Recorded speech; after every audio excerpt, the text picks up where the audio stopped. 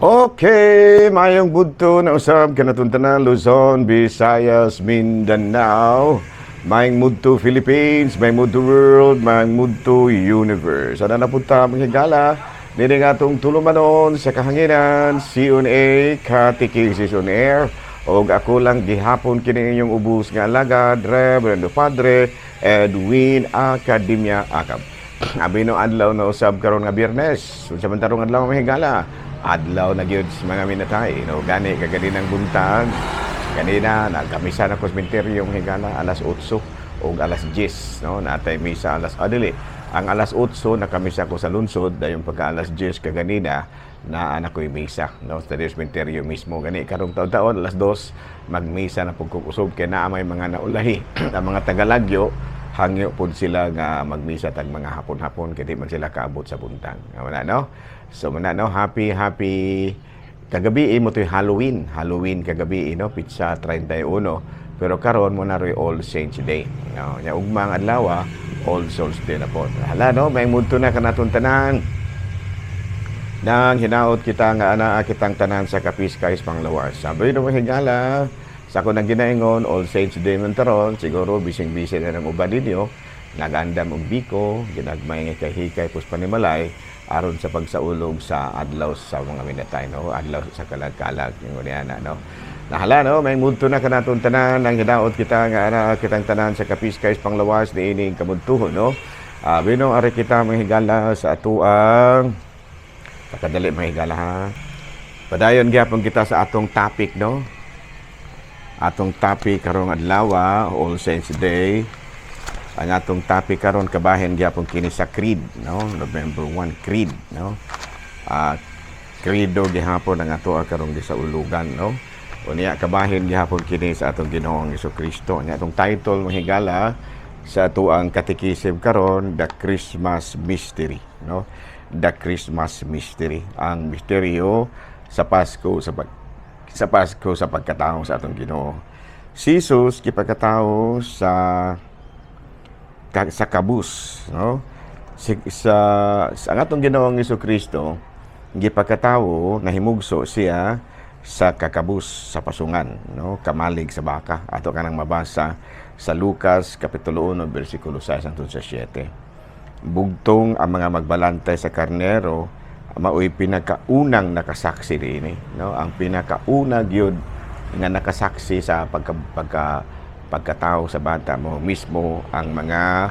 kining gitawag nato mga magbalantay sa karnero kay sila may gipahibalo sa mga anghel diha sa maong kakabus nasabtan nato ang kahimayaan sa langit no giawit kini kanunay sa mga simbahan no kining gitawag nato mga alawiton sa Pasko sa pagkatao ang pagkabata nahimong sanglitanan aron kita makasulod sa langit no matud pa ni Kristo kung dili ka mo magpakasama ni ining mga bataa, dili ka makasulod sa gingharian sa langit.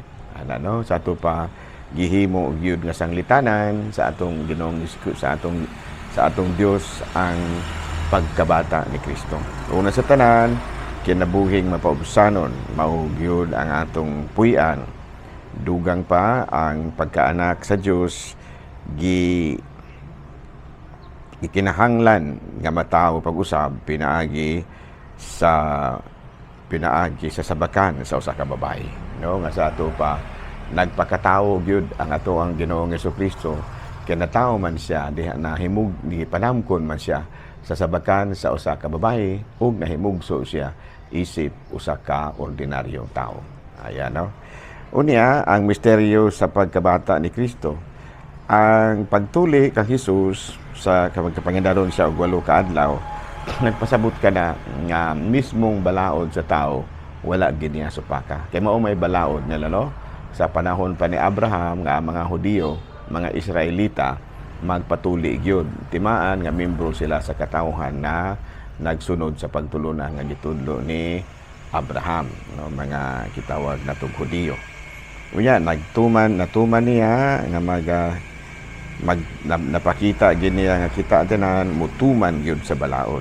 ug nahiusa kita sa maong bunyag no ingon niya no nya ikaduha ang Epifania no ang pagbisita sa tulo ka pagkahari didto sa Bethlehem, no, sa diha nga natawo ang bata, nagtimaan kini nga ang Dios manluluwas dili lamang sa Israel kung dili mangluluwas sa tanang katawhan nining kalibutan. So nahimo siya nga manluluwas dili lamang sa Israel ug dili manluluwas sa tibuok kalibutan, Savior of the world.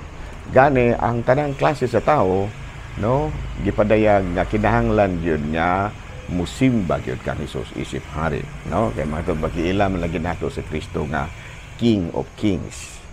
Unya ang paghalad sa langit ng bata dito sa templo, nagtimaan usab niya nagtimaan nga siya ang kamugulangang anak sa Dios ug ug atong makita diha sa mga gipanagna nila ni propeta Ana ug ni propeta Simeon ba nga natuma na ang kaluwasan alang kanila. Nga sa ato pa si Kristo mao ang katumanan sa kaluwasan alang sa katawhan, no? So daghan man kay mga propeta kaniadto, no? Panahon pa nila ni propeta kining ni Moises, no, mga prophet man sila, no, mga Moses sila, si Aaron, daghan pa ni sila, no, mga gihimo nga mga magsasangyaw, magtutudlo kabahing sa Ginoo. Pero ang katumanan gyud sa mao nilang gipangtudlo mao si Kristo. Ingon niya no. Sumuna nga ang pagkatao ni Kristo diha sa Pasko sa pagkatao usagin na ka misteryo nga matud pa naghiusa sa tanan nga pagtulunan. Natawo na ang manluluwas sa kalibutan. Muna nga dako kay kini og gitawag nato og simbolo kanang kahulugan alang sa katawhan. No, muna siya, no.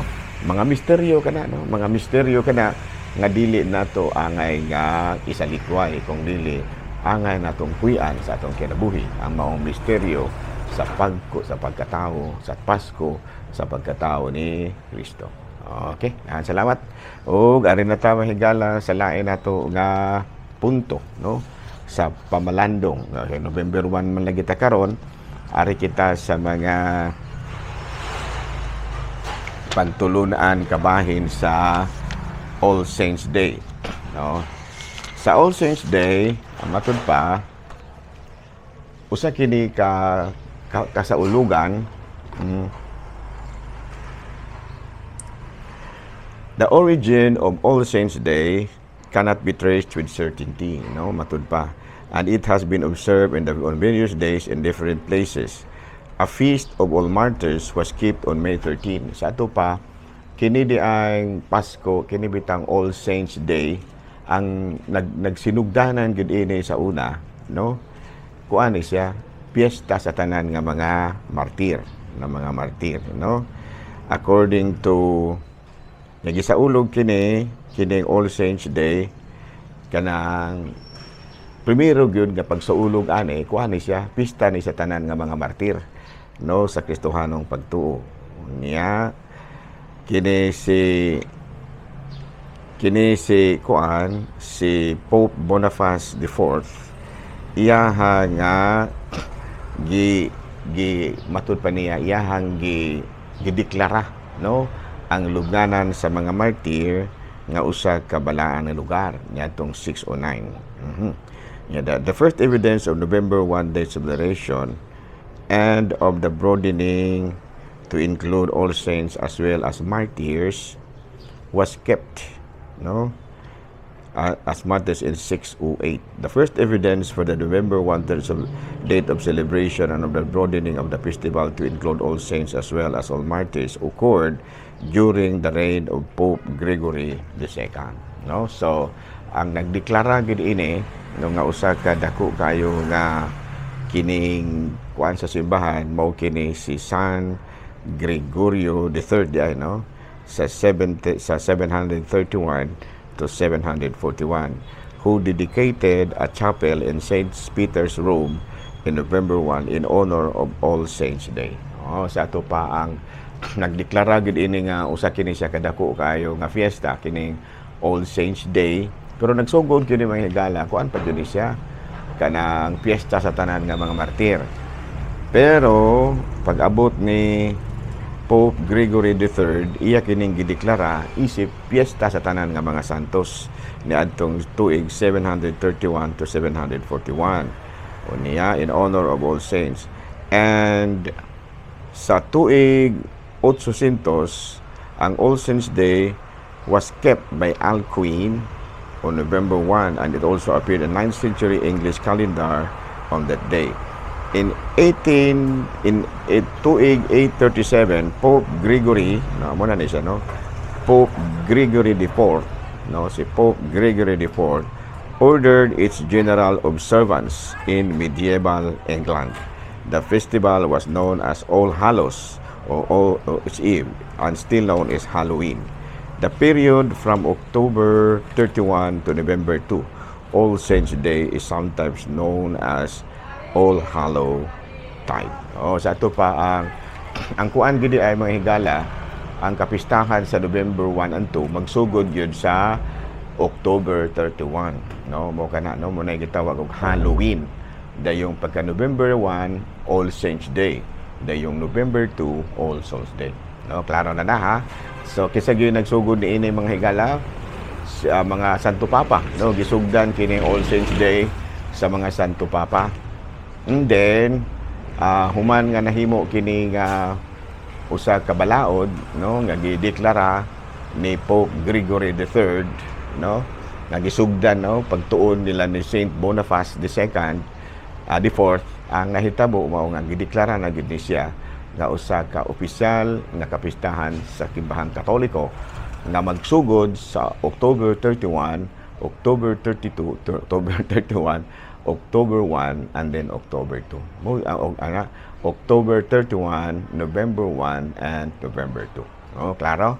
So muna siya kapistahan sa tulo, no, tulo ka mga punto na sa October 31 kuan na siya All Saints, sana Halloween, no?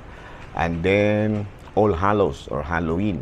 Dayong pagka November 1 All Saints Day, and then November 2 All Souls Day, no? Kita diri sa Katolikong simbahan diri sa Pilipinas naa pa gyud tay duga nga pagsaulog ni ana, no, nga do na tay gamay salo-salo sa tagsa-tagsa nato ka mga panimalay dito gihapon na magsugod sa Amerika, no, nga do na sila trick or treat, no, trick or treat, no, nga ang mga bata magbalay-balay og adto sa mga kabalayan, and then ilang pangayuan o kamay nga kuan kining pagkaon ba or treat, ano, trick or treat ninyo niana. So kita diri sa atoa, no, gideklara karong adlaw nga kuan kanang gitawag nato og motrabaho ta karong adlaw naray 30% nga dugang sa atong sweldo, no. So kung mo trabaho ka, no, sa all November 1 nga dunay 30% additional, no, sa ato ang sweldo. Ayan, no. So muna siya. Deklara kini ni BBM, no, karong adlaw doon na tay 30% additional kung trabaho ta karong adlaw. So good luck ha mga higala. Daghang kay salamat to sa inyong pagkiguban kanako og Happy All Saints Day. Ug mga adlaw Happy All Souls Day. Daghang salamat og maayong mudto Pilipinas.